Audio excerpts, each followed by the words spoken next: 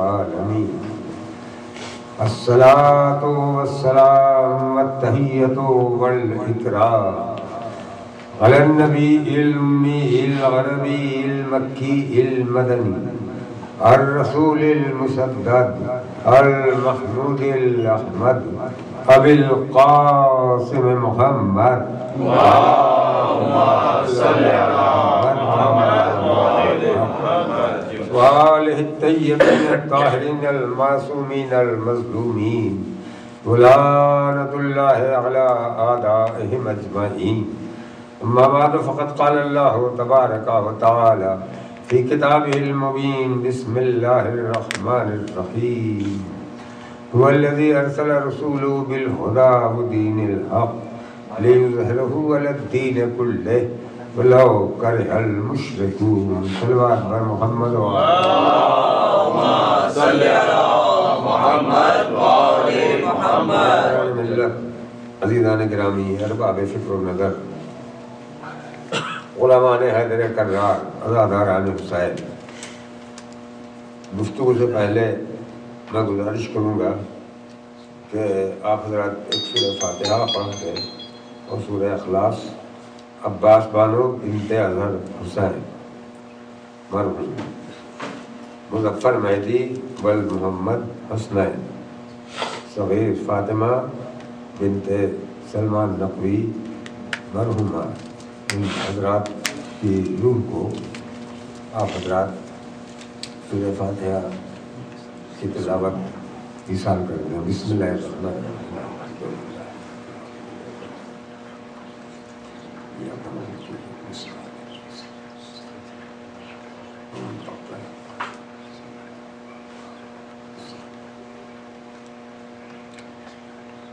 اللہ نے رسول کو ہدایت اور دین حق کے ساتھ بھیجا ہے تاکہ یہ دین تمام ادیان پر غالب ہو جائے.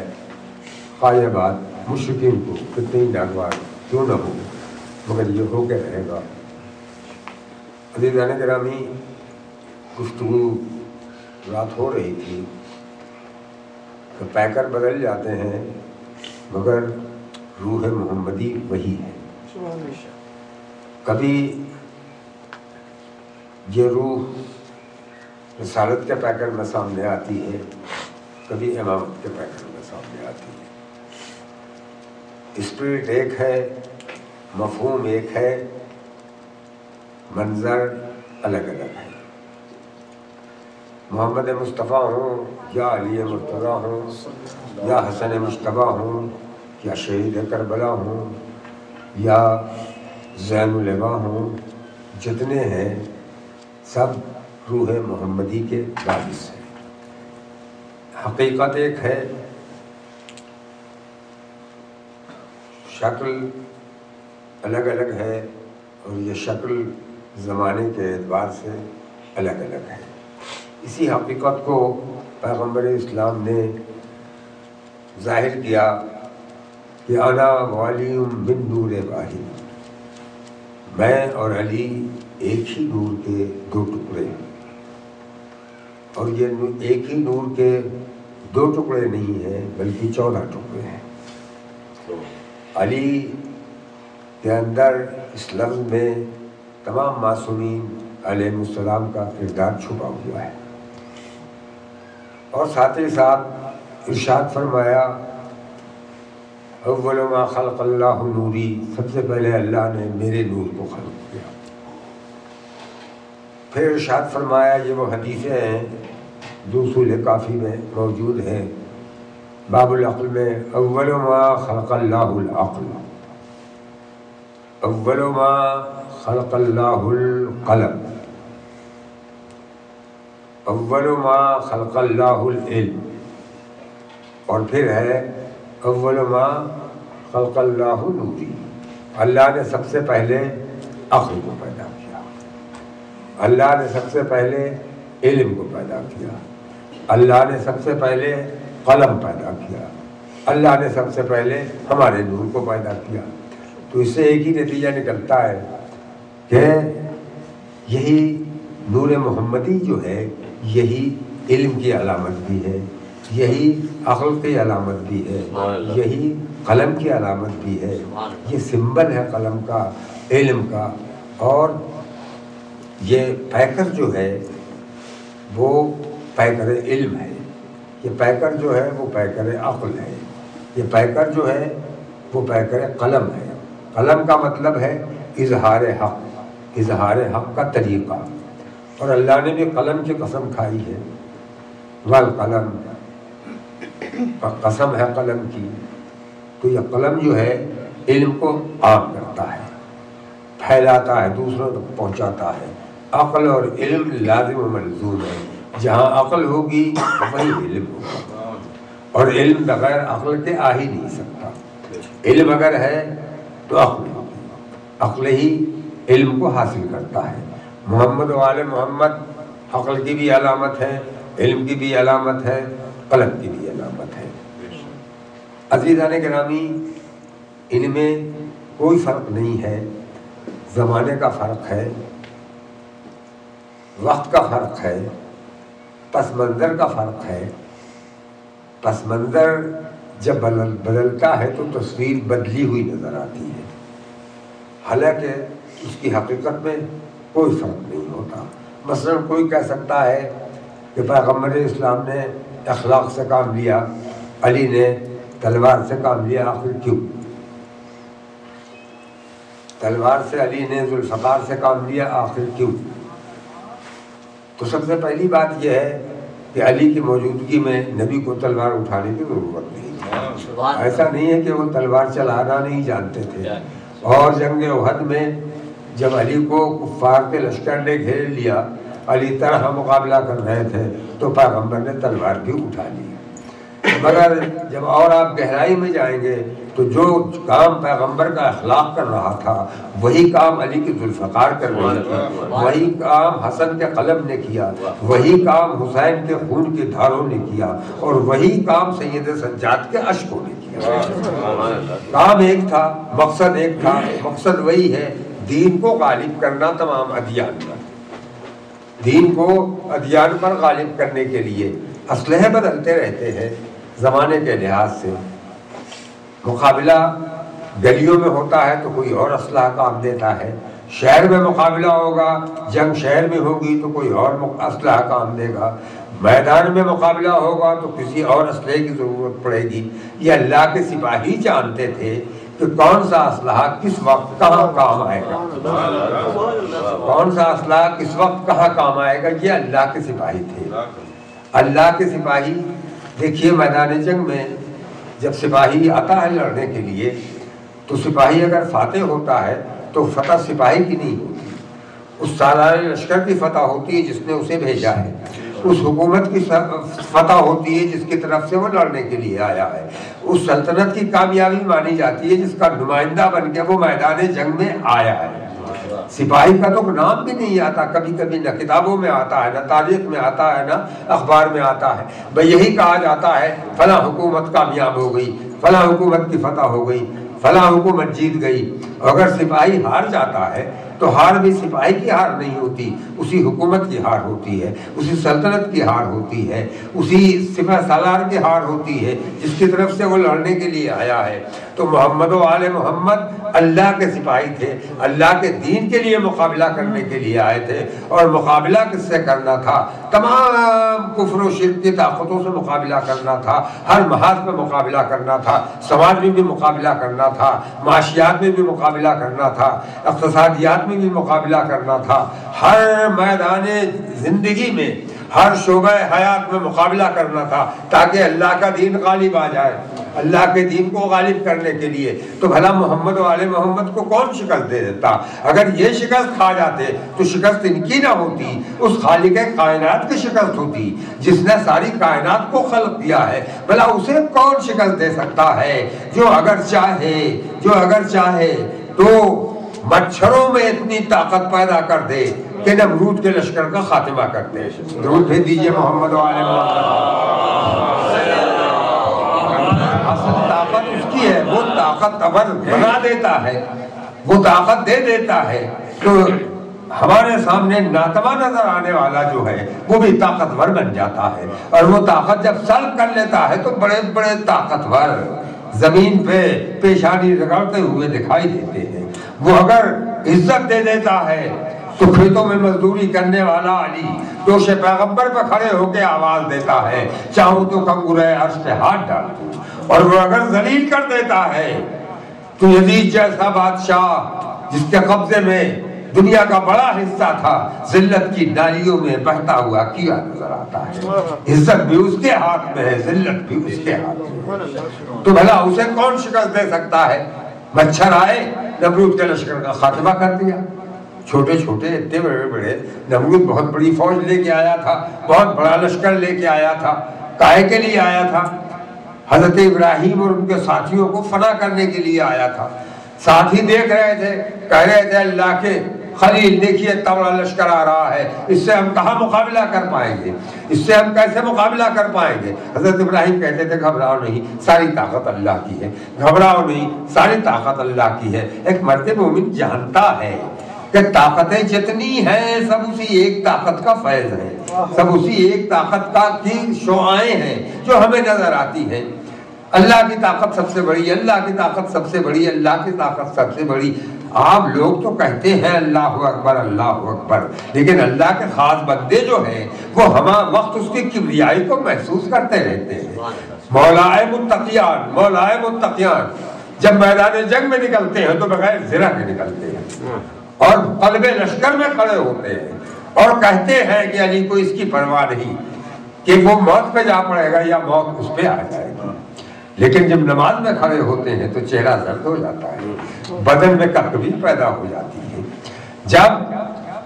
جب دنیا کے سامنے آتے ہیں ممبر پر تو کہتے ہیں سلونی سلونی ان تخذونی، جو پوچھنا چاہو پوچھ لو، میں آسمان کے راستوں سے زمین کے راستوں سے زیادہ واقف ہوں۔ لیکن جب اس بارگاہ میں پہنچتے ہیں تو کہتے ہیں انت العالم وانا الجاہل۔ یہ عوام کے سامنے نہیں کہا، انسانوں کے سامنے نہیں کہا، اس مالک کے سامنے جب پہنچے اس کے علم کے مقابلے میں کہتے ہیں انت العالم وانا الجاہل، میں جاہل ہوں مالک، عالم تو ہے۔ اس لیے کہ لامحدود کے مقابلے میں جب محدود آتا ہے تو زیرو بن جاتا ہے۔ بے قرار کے مقابلے میں جس کا کوئی شمار نہیں ہے، اس کے مقابلے میں کتنا بڑا بھی ہو، مگر جہاں آپ نے کہا کہ اس کے مقابلے میں یہ 1000 گنا کم ہے تو اس کا مطلب اس کو محدود کر دیا آپ نے۔ اور بے قرار کبھی محدود نہیں ہو سکتا، بے انتہا کبھی محدود نہیں ہو سکتا، بے شمار کبھی نہیں محدود ہو سکتا۔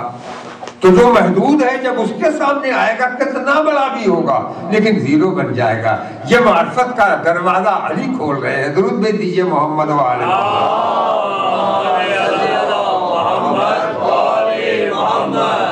یہ وہ لوگ ہیں جو مظہر ذات الہی ہیں، مظہر ذات الہی ہیں، تو کون انہیں شکست دے سکتا ہے؟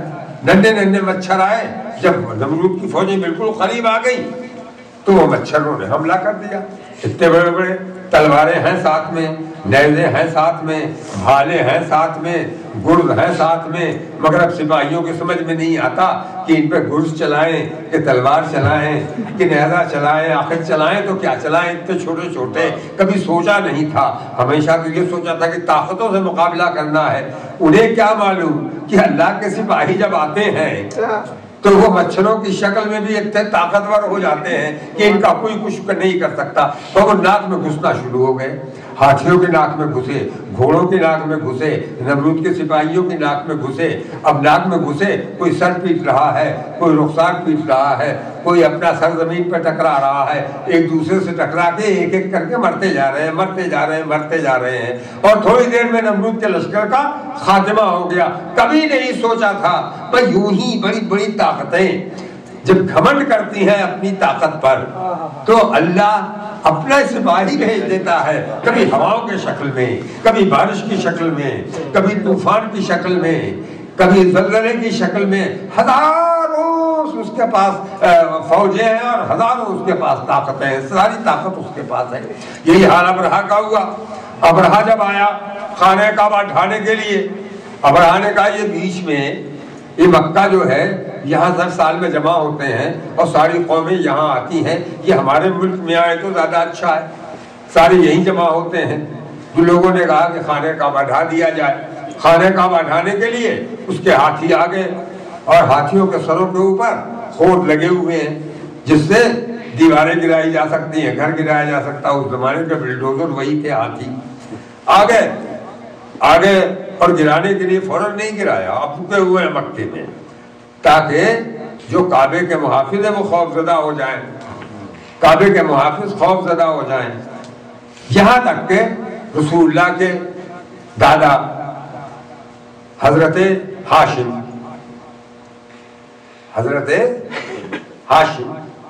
بیٹھے ہوئے ہیں اور رسول اللہ کے دادا جو تھے وہ عبد مطلب تھے, مگر یہ زمانہ حضرت ہاشم کا تھا. تو ان کا اونٹ کسی نے پکڑ لیا, جب پکڑ لیا تو حضرت ہاشم گئے اور جانے کے بعد کہا بھائی تمہارے سپاہیوں نے میرا اونٹ پکڑ لیا ہے. کہا اونٹ کے لیے آئے ہو, اللہ کے گھر کے لیے نہیں آئے, میں اسے ڈھانے کے لیے آیا ہوں. تو کہنے لگا بھائی وہ میرا اونٹ تھا, میرا معاملہ تھا, وہ اللہ کا گھر ہے, اللہ کا معاملہ ہے, وہ اللہ جانے, میرا اونٹ تو مجھے واپس کر دو, میرا اونٹ مجھے واپس کر دو. وہ سمجھ گیا کہ یہ بچانے والے نہیں ہیں خانہ کعبہ کو, مگر یہ سمجھ رہے تھے کہ جس کا گھر ہے وہ اپنے گھر کو بچانا جانتا ہے, ساری طاقتیں تو اس کے پاس ہے. اب جب ہاتھی بڑھے خانہ کعبہ کی طرف, ادھر سے طائر اڑے کے آئے, اپنے منقاروں میں اور اپنے پنجوں میں چھوٹی چھوٹی کنکریاں لیے ہوئے. یہ کنکریاں جو گرانا شروع کیا تو جس ہاتھی پہ کنکری گری وہ بھوسا بن گیا, جس گھوڑے پہ گری وہ بھوسا بن گیا, جس سپاہی پر گری وہ بھوسا بن گیا. گویا کنکریاں بتا رہی تھیں سمجھ لو ادھر کی کنکریوں میں جب اتنی طاقت ہوتی ہے تو ادھر سے جب تلوار جائے گی تو اس کی طاقت کتنی ہوگی. سمجھ کر رہنا درود بھیج دیجیے محمد و آل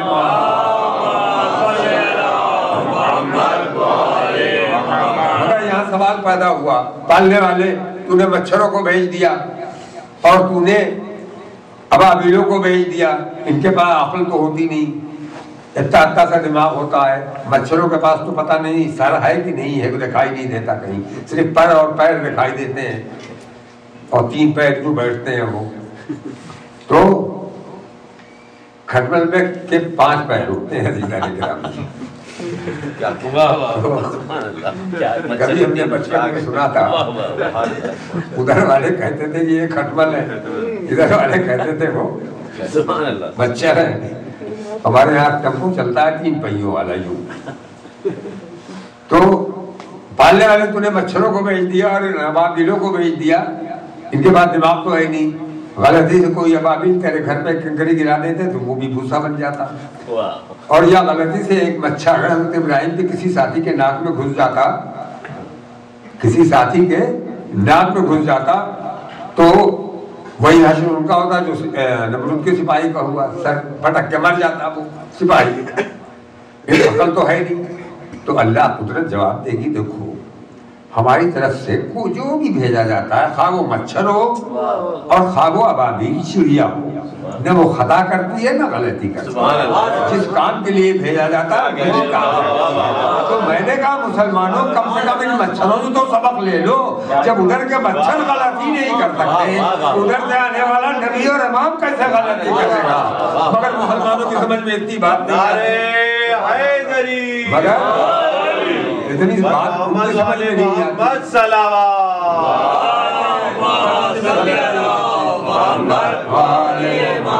نبی سے غلطی ہو سکتی ہے, نبی سے علی سے نبی سے غلطی ہو سکتی ہے نہ علی سے غلطی ہو سکتی ہے.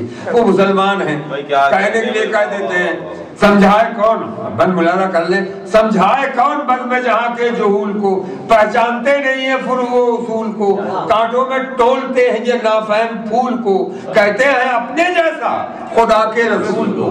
کوہ گرا کو جہل نے رائی سمجھ لیا, بیٹوں نے اپنے باپ کو بھائی سمجھ لیا. رسول اللہ باپ ہے امت کے, بھائی نہیں ہے. اور خود پیغمبر نے کہا یا علی میں اور تم امت کے, اکیلے رسول اللہ نہیں, رسول اللہ ہی نے کہا یا علی میں اور تم امت کے باپ ہیں. تو جہاں پیغمبر ہے وہی تو علی ہے, نبی کے نفس علی ہے, تو جو نبی ہے وہی نبی کا نفس ہوگا. اگر وہ امت کے باپ ہیں تو علی بھی امت کے باپ ہے، تو علی بھی امت کے باپ ہے. اور نبی اور علی میں فرق کیا ہے؟ نبی کا نام محمد کہیے نہیں کہ دل کہتا ہے یا علی، جگہ خالی رہ جاتی ہے. خود یہ لفظ جو ہے اس لفظ کو آواز دیتا ہے، اور جہاں دونوں لفظ مل جاتے ہیں ایسا ہم آہنگ ہو جاتا ہے کہ معلوم ہوتا ہے کہ دونوں لفظ ایک دوسرے کے لیے بنے ہیں. محمد علی، علی محمد، محمد علی، علی محمد. اور دنیا میں سب سے زیادہ جو نام رکھے گئے ہیں انسانوں کے، سب سے زیادہ یہی دو نام ہیں، محمد علی، علی محمد. کسی محلے میں چلے جائیے، کسی شہر میں چلے جائیے، کسی ملک میں چلے جائیے اور سروے کیجئے تو آپ کو لگے گا سب سے زیادہ محمد کا نام ہے اور علی کا نام ہے. محمد کا نام ہے، اور جہاں اکیلا نام آیا محمد کا وہیں کھلنے لگا، کچھ کم ہو گیا ہے. قدم لہذا فرما لیں کہ میں خانہ تو سب کے لیے ہے عام محمد کا، میں خانہ تو سب کے لیے ہے عام محمد کا، قسمت سے ملتا ہے لیکن جام محمد کا. ملا جی تم اپنی ادا میں بھول گئے ہو کچھ، تنہا تنہا سا لگتا ہے نام محمد کا.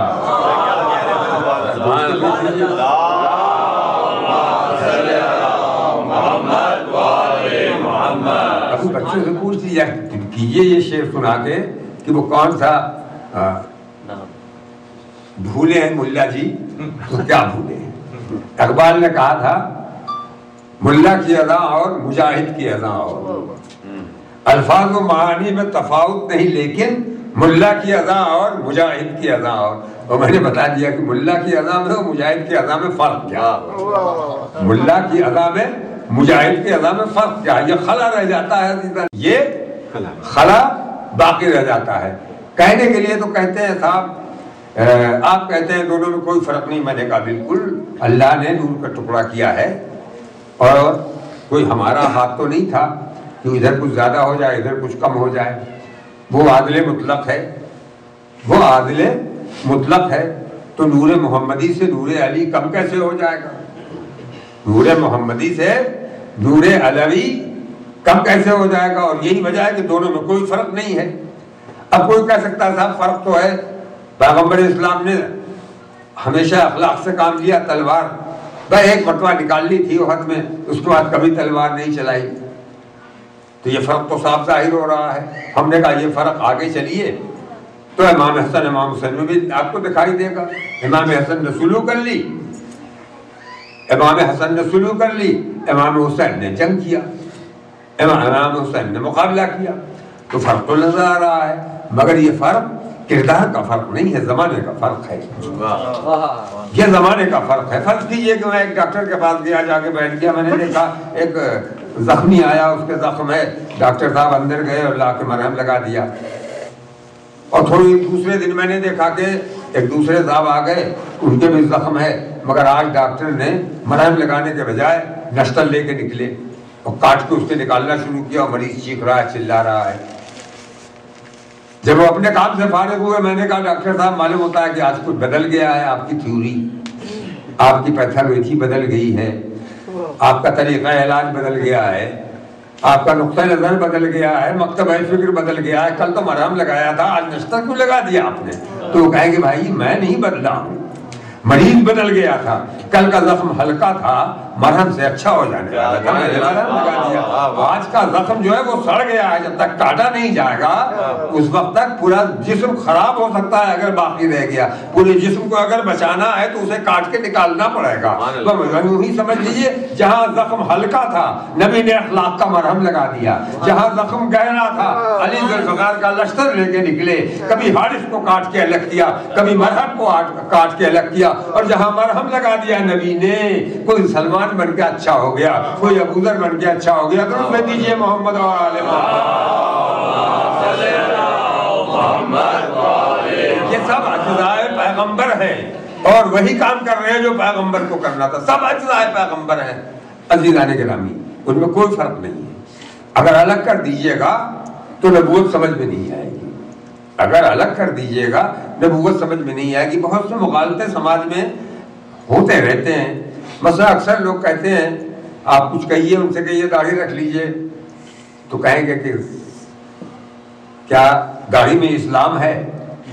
تو داڑھی میں اسلام تو نہیں ہے، بالکل صحیح ہے، داڑھی میں اسلام نہیں ہے۔ ہاں اسلام میں داڑھی ہے، اسلام میں داڑھی ہے، اور اسی طرح ساری چیزیں دیکھ ڈالیے، نماز میں اسلام ہے نہیں، روزے میں اسلام ہے نہیں، روزہ اسلام میں ہے، داڑھی اسلام میں ہے۔ اچھا حج میں اسلام ہے نہیں، اسلام میں حج ہے، اسلام میں حج ہے۔ جس طرح سے ایک ملک ہے، فرض کیجیے آپ پاکستان لے لیجئے، پاکستان ہے، اس میں کراچی بھی ہے، اس میں حیدرآباد بھی ہے، اس میں نواب شاہ بھی ہے، اس میں لاہور بھی ہے، اس میں سیالکوٹ بھی ہے، اس میں جو تمام شہر ہیں جتنے ہیں وہ سب ہیں۔ آپ کہیے کہ کراچی میں سارا پاکستان ہے تو کہے گا نہیں، مگر آپ اسی طرح سے کہیے لاہور میں پاکستان ہے، نہیں، آپ کہیے کوئٹہ میں پاکستان ہے، نہیں، تو جب نہیں ہے، ملتان میں پاکستان ہے، ان کا نہیں، ان کا تو پھر جب پاکستان کراچی میں نہیں ہے تو کراچی کو کاٹ دیجئے، الگ کر دیجئے، اور لاہور میں پاکستان نہیں ہے اسے بھی الگ کر دیجئے، اور ملتان میں پاکستان نہیں ہے اسے بھی الگ کر دیجئے، اور کوئٹہ میں پاکستان نہیں ہے اس میں بھی الگ کر دیجئے، سب الگ کر دیجئے اور ہاتھ خالی ہے۔ اب آپ سے پوچھا جائے پاکستان کہاں گیا، نقشہ لے لیجئے، کاٹ کاٹ کے نکالتے رہیے، اور تھوڑی دیر کے بعد آپ کا ہاتھ خالی ہو جائے گا۔ اب کوئی پوچھے کہاں گیا پاکستان، تو اس کا جواب یہ ہے کہ پاکستان اسی مجموعے کا نام ہے، اسی طرح اللہ کا دین انہی احکام کا نام ہے۔ کہیں اسلام نماز میں ظاہر ہوتا ہے، کہیں اسلام روزے میں ظاہر ہوتا ہے، کہیں اسلام حج میں ظاہر ہوتا ہے، کہیں اسلام زکوٰۃ میں ظاہر ہوتا ہے، اور پورا اسلام اسی وقت ظاہر ہوگا کہ جب تمام احکامات ایک جگہ سامنے نظر آئیں گے۔ اسی طرح سے میں مثال دے دوں، میں ایک صاحب کے دروازے پہ گیا، ایک درخت کا پیڑ تھا، بڑا خوبصورت پھول اس میں کھلے ہوئے تھے، میں نے کہا کہ جناب ذرا اس کی تعریف کیجئے، انہوں نے کہا دیکھیے اس کے پھول کتنے خوبصورت ہیں، میں نے کہا پھولوں کی تعریف نہ کیجیے، درخت کی تعریف کیجیے، انہوں نے کہا پتیاں دیکھیے کتنی سرسبز ہیں، میں نے کہا پتیوں کی تعریف نہ کیجیے، درخت کی تعریف کیجیے، انہوں نے کہا شاخیں دیکھیے کتنی سڈول ہیں، میں نے کہا شاخوں کی تعریف نہ کیجیے، درخت کی تعریف کیجیے، انہوں نے کہا تنا دیکھیے کتنا مضبوط ہے، میں نے کہا تنے کی تعریف نہیں درخت کی تعریف کیجیے، انہوں نے کہا جڑیں دیکھیے کتنی گہرائی میں ہے، میں نے کہا جڑوں کی تعریف نہ کیجیے درخت کی تعریف کیجیے، تو وہ یہی کہیں گے کیسے احمق آدمی ہو، اگر پھولوں کی تعریف نہ کروں، پتیوں کی تعریف نہ کروں، شاخوں کی تعریف نہ کروں، تنے کی تعریف نہ کروں، جڑ کی تعریف نہ کروں، تو درخت میں کیا بچے گا جس کی تعریف کی جائے گی۔ میں نے کہا تو اسی طرح سے ہمارے ساتھ بھی انصاف کیجئے، اگر علی کو الگ کر دیں، فاطمہ کو الگ کر دیں، حسن کو الگ کر دیں، حسین کو الگ کر دیں، تو شجر نبوت میں بچے گا کیا جس کی تعریف کی جائے۔ اس نے خود پیغمبر اسلام نے کہا علی میرا سر ہے، فاطمہ میرا دل ہے، حسن حسین میرے جسم کے دو حصے ہیں۔ درود بھیج دیجئے محمد و آل محمد۔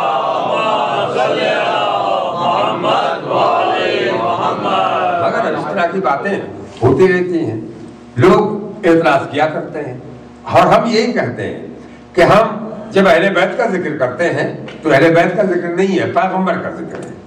یہ ذکر ہے اہل بیت جو ہے، جب ہم علی کا ذکر کرتے ہیں گویا پیغمبر کا ذکر کرتے ہیں، فاطمہ کا ذکر کرتے ہیں گویا پیغمبر کا ذکر کرتے ہیں۔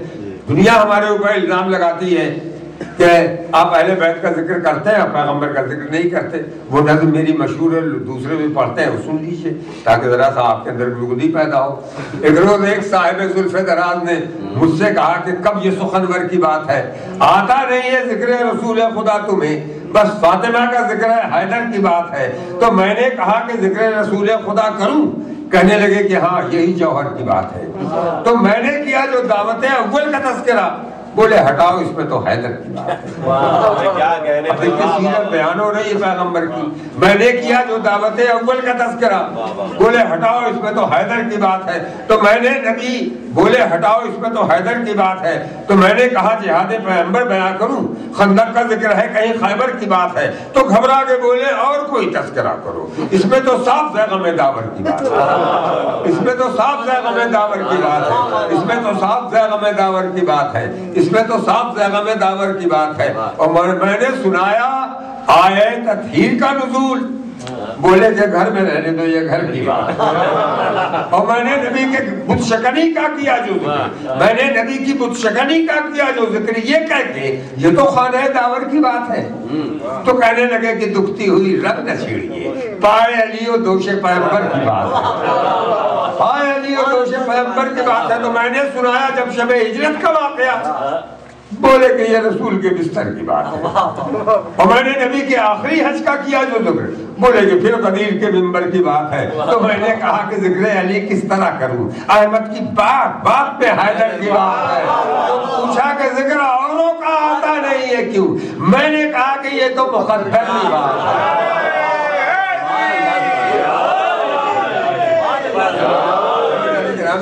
اس طرح سے لوگ اعتراض کرتے ہیں، مگر آپ کبھی منطقی طور پر ان سے کہیے کہ ہمارے اوپر جتنا اعتراض ہوتا ہے سب غلط ہے، جتنا اعتراض ہوتا ہے سب غلط ہے۔ وہ کہیں گے کہ آپ علی نبی کو برابر سمجھتے ہیں، آپ کہیے کہ خود نبی نے کہا ہے انا ولی من نور واحد، خود نبی نے کہا ہے کہ علی میرا خون ہے، علی میرا گوشت ہے، علی میرا دل ہے، علی میرا نفس ہے، خود نبی نے کہا ہے۔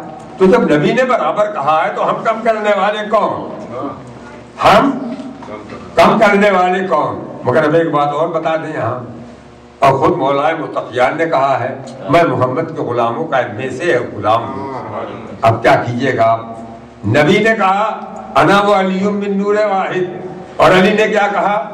میں محمد کے غلاموں میں ایک غلام ہوں۔ اب آپ کیا کیجئے گا؟ کس کا کہنا مانیے گا؟ ہمارا دین کہتا ہے ہم اسی طرح سے اطاعت گزار نبی کے ہیں اور اسی طرح سے اتنے ہی اطاعت گزار علی کے ہیں، علی کی بھی بات مانیں گے، نبی کی بھی بات مانیں گے۔ تو پھر ہوا کیا؟ آپ کہتے ہیں دونوں برابر ہیں، ہاں دونوں برابر ہیں، اور علی نے کہا میں نبی کے غلاموں میں سے غلام ہوں، میں نے کہا وہ بھی بالکل صحیح ہے، وہ بھی بالکل صحیح ہے۔ وہ کیسے؟ وہ دیکھیے ایک اور ایک دونوں برابر ہے نا کہ کم ہے کوئی؟ ایک یہ ہے اور ایک یہ ہے، ون۔ یہ دونوں میں کوئی کم ہے، کوئی چھوٹا ہے، کوئی بڑا ہے؟ دونوں برابر ہیں، دونوں برابر ہیں۔ مگر اب میں ایسی صورت نکالتا ہوں کہ ایک بڑا ہو جائے گا ایک چھوٹا ہو جائے گا، وہ میں نے کاغذ پر دونوں ایک کو برابر لکھ دیا۔ اب برابر لکھ دیا، اب بتائیے چھوٹا کون ہے؟ چھوٹا جو دائیں طرف ہے، بڑا کون ہے؟ جو بائیں طرف ہے۔ کیوں؟ وہ دہائی بن گیا، یہ اکائی ہے، وہ دہائی بن گیا، یہ اکائی ہے۔ تو ہوا کیا؟ ماہیت میں کوئی فرق نہیں ہوا، دونوں کی ماہیت ایک ہے، جگہ بدل گئی ہے، خالی جگہ بدل گئی ہے۔ تو بس نبی اور علی میں کوئی فرق نہیں ہے، جگہ کا فرق ہے۔ عزیزان گرامی، اللہ نے انہیں نبوت کا منصب دیا، انہیں ولایت کا منصب دیا، مگر جس وقت دیا جب تک پیغمبر تھے، پیغمبر آگے تھے، علی پیچھے تھے۔ علی بتا رہے تھے کہ جو اپنے وقت کا ولی ہوتا ہے اس کے پیچھے جو چلتا ہے وہ یوں ہی احترام کرتا ہے جیسے غلام آقا کا احترام کرتا ہے۔ سن دیجیے محمد و آل محمد، یہی بات ابو الفضل عباس نے بتائی۔ امام حسین کو جو آقا کہتے رہے عمر بھر، یہی بتا رہے تھے کہ جو اپنے وقت کا امام ہوتا ہے، دوسرا چاہے بعد میں امام ہو جائے مگر اس وقت جو انچارج ہوگا اس کے پیچھے وہ چلے گا، اور ویسے ہی چلے گا جیسا غلام چلتے ہیں۔ تو محمد و آل محمد، یہ ہمارا مذہب ہے۔ نظام کیا ہے؟ نظام اطاعت کیا ہے؟ نظام اطاعت یہ ہے جب تک نبی زندہ تھے علی نے کچھ نہیں بولے۔ نہج البلاغہ کا سارا خطبہ جو ہے نبی کے زمانے کا نہیں ہے، کبھی بولتے نہیں تھے علی، نبی کے سامنے کبھی نہیں بولتے تھے، کبھی کوئی روایت نہیں ہے، کبھی نہ مشورہ دیا، نہ دوسرے اصحاب تھے جو بہت آگے بڑھ کے اپنی رائے دیتے تھے، شاید اندر سے یہ سمجھتے تھے کہ میری رائے ان سے زیادہ مضبوط ہے، بولتے ضرور تھے یہ کیجئے، مانتے نہیں تھا اللہ کا رسول، مگر مشورہ ہر موقع پہ دیتے تھے۔ جنگ بدر میں کہا قیدیوں کو قتل کر دیا جائے، اور آپ جتنے مسلمان ہیں وہ قیدی جن کے رشتہ دار ہیں وہ رشتہ دار اپنے ہاتھ سے قتل کریں۔ ذرا اندازہ لگائیے کتنے سنگ دل تھے۔ انہوں نے کہا باپ اپنے بیٹے کو اپنے ہاتھ سے قتل کرے، بھائی اپنے بھائی کو اپنے ہاتھ سے قتل کرے، مگر رحمت للعالمین نے کہا نہیں، اللہ کا حکم ہے، انہیں آزاد کر دو، اب یہ تمہارے دشمن نہیں ہے، اب یہ تمہارے دشمن نہیں ہے۔ تو مشورہ تو ہمیشہ دیتے تھے مگر رسول اللہ مانتے نہیں تھے۔ علی کبھی رسول اللہ کے سامنے نہیں بولے۔ امام حسن اور امام حسین دونوں امام ہیں، علی کے پیچھے پیچھے چل رہے ہیں، اور جب مولا متقیان خطبہ دے رہے ہیں تو نہ امام حسن بولتے ہیں نہ امام حسین بولتے ہیں۔ نہ بولنے کا سبب کیا ہے؟ سبب نہ بولنے کا سبب دو ہی ہو سکتا ہے عزیزان گرامی، بس، اور وہ سبب یہ ہے کہ جو بولنے والا بول رہا ہے، سننے والا اگر بولتا تو وہی بولتا، سبحان اللہ، سننے والا بولتا تو وہی بولتا، جو اس کے دماغ میں وہی اس کے دماغ میں ہے۔ جب جو اس کے دماغ میں وہی اس کے دماغ میں ہے تو بولنے کی ضرورت کیا ہے؟ بولنے کی ضرورت کیا ہے؟ اور یہی پہنچ کے حضرت عباس کی عظمت سمجھ میں آتی ہے۔ امام حسین کے سامنے کبھی حضرت عباس نہیں بولے، کوئی مشورہ نہیں دیا، کوئی مشورہ نہیں دیا، حکم دیا خیمے لگاؤ، خیمے لگا رہے ہیں، حکم دے دیا خیمے ہٹا دو، خیمے ہٹا دے رہے ہیں، حکم دے دیا تلوار رکھ دو، تلوار رکھ دیا، حکم دے دیا پہرا دو، پہرا دے رہے ہیں۔ کہیں کیوں؟ اس لیے کہ جانتے تھے جو نفس امامت میں تھا حضرت عباس اسے سمجھ لیتے تھے، اس لیے سمجھ لیتے تھے، قدم بقدم چلے تھے، اس لیے سمجھ لیتے تھے کہ روح عصمت حضرت عباس کے وجود میں اتری ہوئی تھی۔ عزیزان گرامی، امام کے مقابلے میں کسی امام نے اپنے دور میں جو بعد میں امام ہوئے، جیسے امام حسین کے سامنے سید سجاد کبھی کچھ نہیں بولتے تھے، امام حسن جب تھے امام حسین کبھی کچھ نہیں بولے، امام حسن نے سلوک کی، امام حسین نے دستخط کر دیا۔ اصل میں ولایت اور امامت کا نظام ہی یہ ہے کہ مامون کو سبقت نہیں کرنی چاہیے، مامون کو سبقت نہیں کرنی چاہیے۔ آپ نماز پڑھ رہے ہیں، ایک پیش نماز ہے جو آگے کھڑے ہوئے ہیں، تھوڑی دیر کے لیے آپ نے امام بنایا ہے، مگر آپ پہ لازم ہے کہ آپ اطاعت کیجئے۔ جب وہ کھڑا ہو تب کھڑے ہو جائیے، جب وہ بیٹھ جائے تو بیٹھ جائیے، وہ رکوع میں جائے تو رکوع میں جائیے، وہ سجدے میں جائے تو سجدے میں جائیے، وہ سجدے میں جائے سجدے میں جائیے۔ اگر آپ نے کہا کہ وہ ابھی دیر کر رہے ہیں سجدے میں، چلو ہم اٹھا لے رہے ہیں سر، نماز باطل ہو جائے گی۔ اگر آپ نے سوچا کہ وہ ابھی کھڑے ہیں ذکر کرنے دو، ہم چلے رکوع میں، آپ کی نماز باطل ہو جائے گی۔ آپ نے سوچا کہ وہ ابھی رکوع کر رہے ہیں، چلو ہم جلدی سے سجدہ کر لیں، نماز باطل ہو جائے گی۔ آپ نے سوچا کہ جہاں وہ کھڑے ہیں اسے ذرا سا آگے 4 انگل کھڑے ہو جائیں تاکہ لوگ ہمیں بھی دیکھیں، نماز باطل ہو جائے گی۔ یہ نماز کیا ہے؟ نماز جماعت ہے۔ جماعت کا یہ قانون ہے کہ ہر آدمی کو امام کی پابندی کرنی پڑے گی۔ آپ میں لاکھ ایسے افراد ہوں کہ جو امام کے مقابلے میں زیادہ عظیم ہوں، زیادہ صاحب علم ہوں، زیادہ صاحب تقویٰ ہوں، مگر جب کھڑے ہو گئے جماعت میں تو امام کی پابندی کرنی پڑے گی۔ آپ کی پابندی امام نہیں کرے گا، اور یہ فرق سب کے سامنے ہے جو دکھائی دیتا ہے، جو دکھائی دیتا ہے۔ فرضہ نماز جو ہوتی ہے، کوئی کھڑا ہے، کوئی بیٹھا ہے، کوئی رکوع میں ہے، کوئی سجدے میں ہے، ہوتا ہے نا، کوئی یہاں بیٹھا ہے، کوئی وہاں بیٹھا ہے، کوئی ادھر ہے، کوئی ادھر ہے، کوئی ترچھا ہے، کوئی سیدھا ہے، الگ الگ ہے۔ انتشار پوری جماعت میں انتشار معلوم ہوتا ہے۔ جہاں جماعت قائم ہوئی، سب ایک قطار میں کھڑے ہو گئے، آگے ایک امام ہے، ایک ساتھ سب اٹھتے ہیں، ایک ساتھ سب بیٹھتے ہیں، ایک ساتھ سب سجدہ کرتے ہیں، ایک ساتھ تشہد پڑھتے ہیں، ایک ساتھ قنوت پڑھتے ہیں، ایک نظم اور ضبط پیدا ہو گیا، نظم اور ضبط پیدا ہو گیا۔ میں نے کہا بھائی یہ کیا فرق ہو گیا؟ یہ ابھی تو آپ لوگ نماز پڑھ رہے تھے، کوئی رکوع میں تھا، کوئی سجدے میں تھا، کہنے لگے تب نماز پڑھ رہے تھے، ہمارے پاس کوئی امام نہیں تھا، اب ہم نے ایک امام بنا لیا۔ اب جب امام بنا لیا ہے تو ہمارے اندر تنظیم پیدا ہو گئی ہے، ہمارے اندر اجتماعیت پیدا ہو گئی ہے، اور اسی سے یہ نتیجہ نکلتا ہے جب ہماری بنائی ہوئی امامت چھوٹی سی وہ نظم و ضبط پیدا کر لیتی ہے، تو وہ امام جسے اللہ نے بنایا ہے اگر اس سے رشتہ ٹوٹ جائے گا تو نہ زمین باقی رہے گی، نہ آسمان باقی رہے گا، نہ چاند باقی رہے گا، نہ ستارے باقی رہیں گے۔ درود بھیج دیجیے محمد و آل محمد۔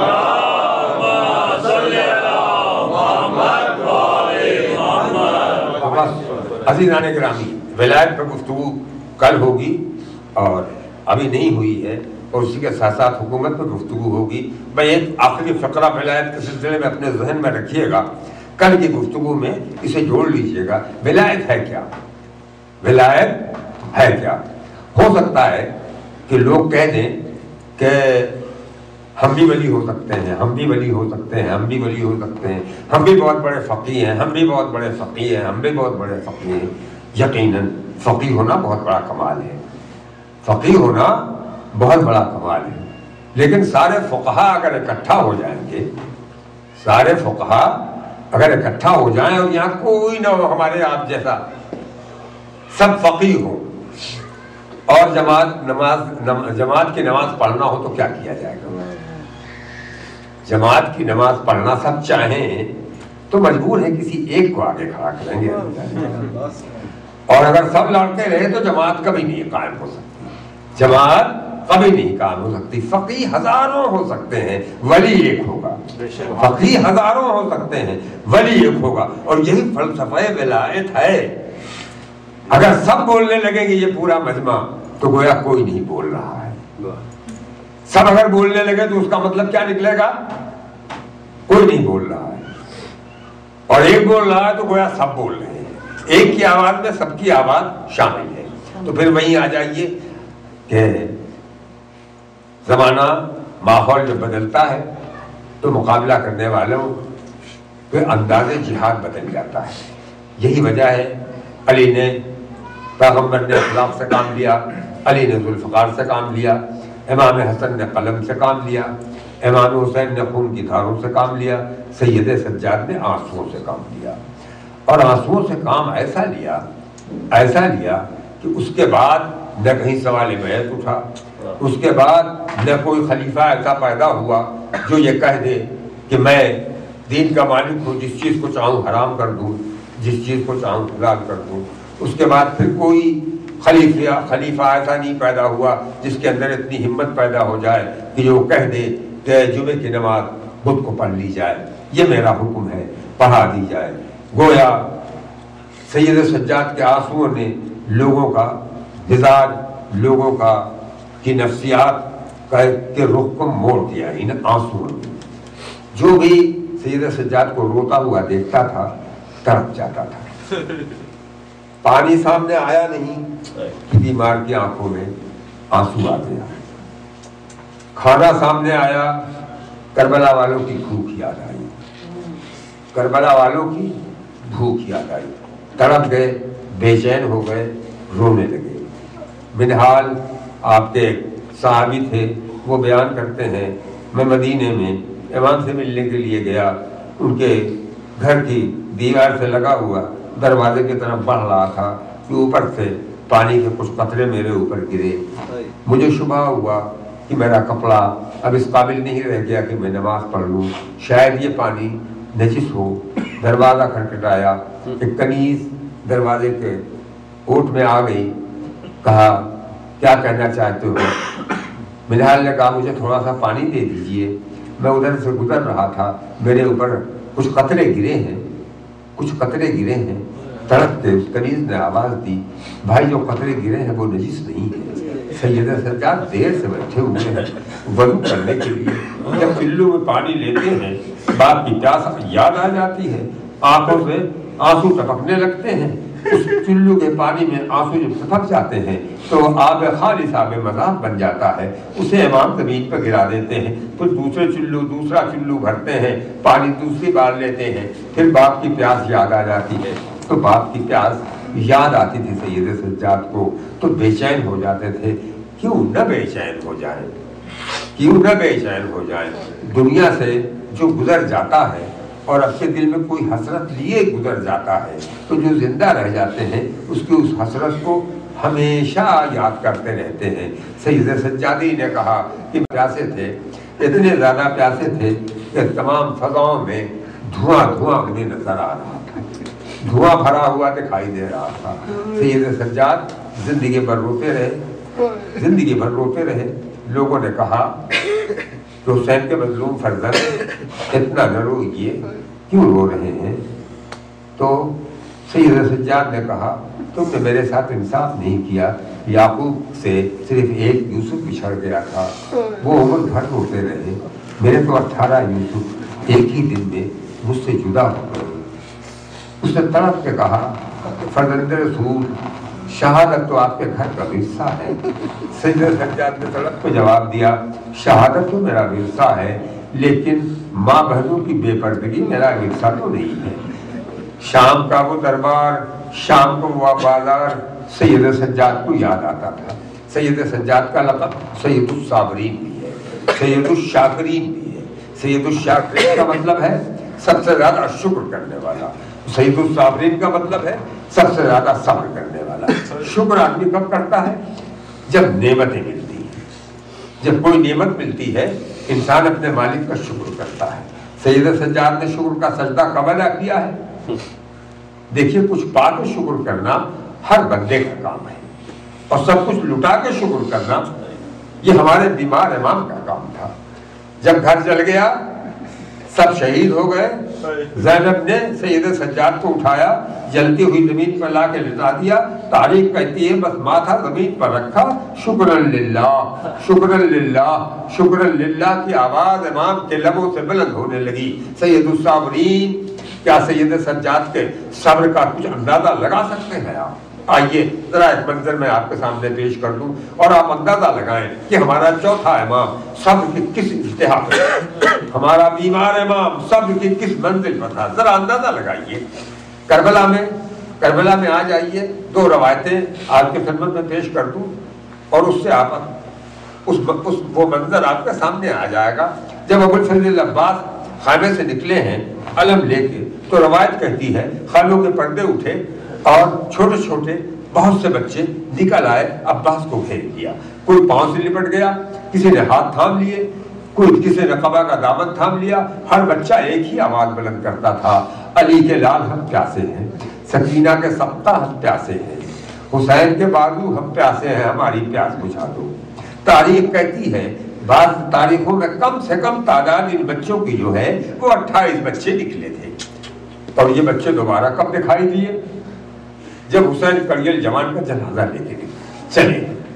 عالم یہ ہے کہ جنازہ اٹھتا نہیں بوڑھے باپ سے، چند قدم چلنے کے بعد علی اکبر کی لاش زمین پر رکھ دیتے ہیں، پھر اٹھاتے ہیں، پھر 2-4 قدم چلتے ہیں، پھر زمین پر رکھ دیتے ہیں، اور ایک مرتبہ تڑپ کے حسین نے آواز دی۔ جب خیمہ نظر آیا، خیمے کے قریب پہنچ گئے، تڑپ کے آواز دی، اے بنی ہاشم کے بچوں، بوڑھے باپ سے جوان بیٹے کا جنازہ نہیں اٹھ رہا ہے، آؤ حسین کی مدد کرو۔ خیمے کے دروازے اٹھنا شروع ہوئے، ماں نے اپنی اپنی گودیوں سے اپنے چھوٹے چھوٹے بچوں کو زمین کو اتار دیا۔ ایک ہی آواز تھی، جاؤ اور جا کے حضرت رسول کی مدد کرو، فاطمہ کے لال کی مدد کرو۔ چھوٹے چھوٹے بچے آئے، امام حسین کو سہارا دیا، تو کم سے کم عصر عاشور کے بعد یہ 28 بچے تو بچ گئے تھے، یہ تو زندہ تھے۔ روایت کہتی ہے 11 محرم کو جب قافلہ چلا، یہ بچے الگ ناقے پر بے کجاوا ناقے پر باندھ دیے گئے، مائیں الگ باندھ دی گئی۔ اب سید سجاد کے صبر کا اندازہ لگائیے، یہ بچے کہاں گئے؟ یہ بچے کہاں گئے؟ قائد خانہ شام میں بھی نہیں پہنچے، شام میں صرف ایک سکینہ پہنچی تھی، اور ان کی قبر بنی ہوئی ہے شام میں، اور مدینے میں بھی نہیں پہنچے، اور مدینے میں نہیں پہنچے اس کی گواہی ام کلثوم نے دی۔ اے نانا کے مدینے، جب ہم یہاں سے گئے تھے تو ہماری گودیاں بھری ہوئی تھی، لوٹے ہیں تو ہماری گودیاں خالی ہو چکی ہیں، یہ بچے کہاں گئے؟ سوگواران مظلوم۔ بس ایک ہی جواب ہے اس کا۔ درایت کہتی ہے جب ناقے دوڑتے تھے تو بچے ناقوں سے زمین پر گر جاتے تھے، جب زمین پر گرتے تھے تو ماؤں کا کیا عالم ہوتا تھا، ماتم کرتی تھی، ارے میرا لال گر گیا، ارے میرا لال گر گیا۔ کچھ بچے ایسے تھے جو بھوک پیاس سے یوں ہی دم توڑ دیتے تھے، راستے میں یہ بچے دم توڑتے تھے، کون انہیں دفناتا تھا، کون ان کی میتیں اٹھاتا تھا؟ ارے وہی امام حسین کا بیمار بیٹا سید سجاد کہتے تھے شمر سے پسر ساتھ سے ذرا قافلہ ٹھہرا دو، میں اس یتیم کی میت کو دفن کر دوں۔ آج بھی کربلا سے لے کے شام تک چھوٹی چھوٹی قبریں اس ظلم کی گواہی دے رہی ہیں۔ سید سجاد یہ قبریں بناتے ہوئے جا رہے ہیں۔ اللہ نے صبر سید سجاد، اور اگر اندازہ لگانا ہے آخری فقرہ، یہاں اتنے لوگ بیٹھے ہوئے ہیں، وہ نوجوان بھی بیٹھے ہوئے ہیں، بزرگ بھی بیٹھے ہوئے ہیں، جن کے جو کسی بہن کے بھائی ہیں، ذرا سوچئے، کلیجے پر ہاتھ رکھیے، سینے پر ہاتھ رکھ کے ذرا سچ بتائیے، کسی کی بہن کو، اور وہ بھی یتیم بہن کو، بھائی کے سامنے کوئی تماشا لگا دے، کیا وہ برداشت کر لے گا؟ برداشت کر لے گا؟ اگر برداشت کرے گا تو کلیجہ پھٹ جائے گا، برداشت کرے گا تو دل پھٹ جائے گا۔ اللہ اللہ، جب سکینہ کو تماچے لگتے تھے تڑپ کے آواز دیتی تھی بھیا بھیا بھیا، سید سجاد کبھی اپنے ہاتھوں کی ہتھکڑی کی طرف دیکھتے تھے، کبھی بیڑیوں کی طرف دیکھتے تھے، کبھی باپ کے کٹے ہوئے سر کی طرف دیکھتے تھے اور آواز دیتے تھے شکرن للہ شکرن للہ شکرن للہ۔